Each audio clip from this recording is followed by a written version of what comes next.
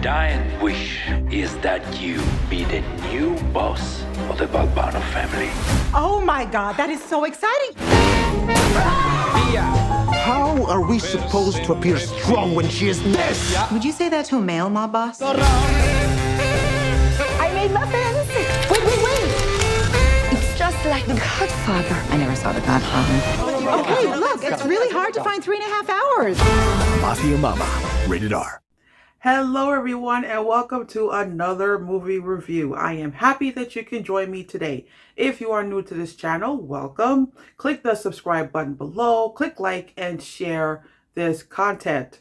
So I was fortunate to attend an advanced screening of the upcoming film Mafia Mama starring Toni Collette and Monica Bellucci.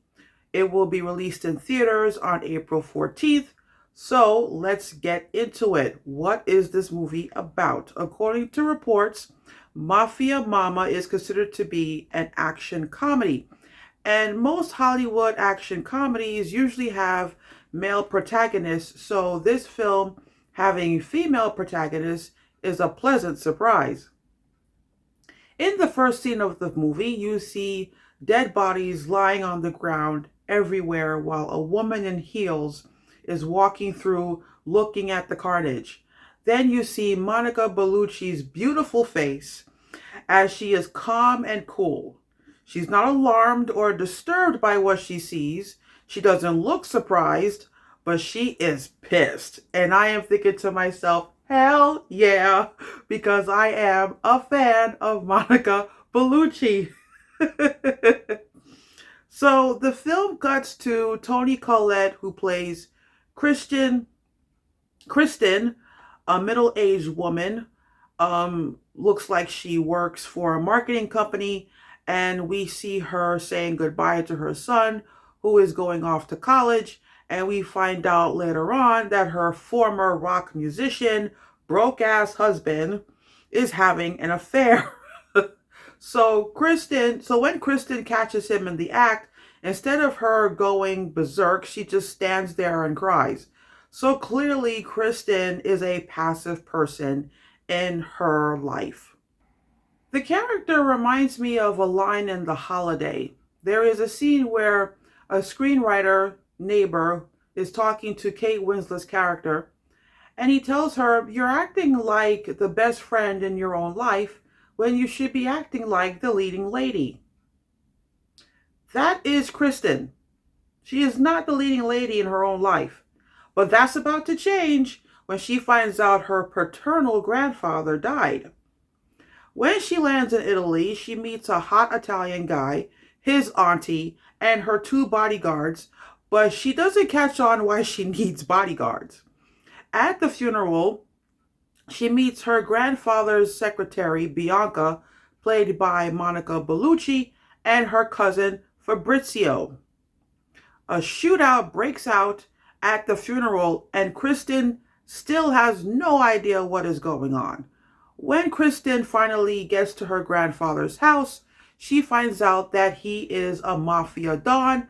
He owns a vineyard that makes terrible wine, and she is the new mafia boss. The scene where she finds out about all of this is hilarious. Hilarious. So we spend the rest of the film watching Kristen evolve from a passive, unhappy mother into a reluctant mafia boss that has a tendency to get herself into shenanigans because she is too naive, too gullible for a woman her age, which I found to be somewhat annoying. However, Bianca turned out to be my favorite character in the entire film. She is a strong, smart Italian woman with a great character arc, and I love the conversations she has with Kristen. If you want a BFF who is going to ride and die for you, Bianca is it. Having said all of that, I'm giving this film 3 out of 5 stars. Besides Kristen's naivete, what also annoyed me was the music. The soundtrack was terrible and distracting. And while I mentioned in the last couple of movie reviews, the price of adult admission went up. And when I went to the theaters thinking about this review and how I was going to critique this film. The problem I have is before the pandemic, I would have said, go see it in theaters. I live in New York City. And so in February, March 2020, movie tickets at the time was $15, $16. Then when I went to the movies last year, it was $17. Now the regular adult admission price is $20, $21. The IMAX tickets are now $28. So Mafia Mama is worth $15, but I don't think it's worth $21 plus soda and popcorn. And the price of snacks went up $1 each. On the other hand, and this is going to sound like a contradiction, I didn't know until I saw the film that it was directed by Catherine Hardwicke, who also directed Twilight. So I'm a fan of hers as well. So I recommend that you see it in theaters because, like I said in the beginning of this review, this action comedy stars 2 women with a mostly male supporting cast, which is something you rarely see, and is directed by a woman.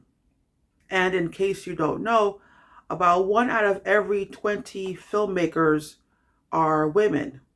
So a film like Mafia Mama needs the support of movie fans.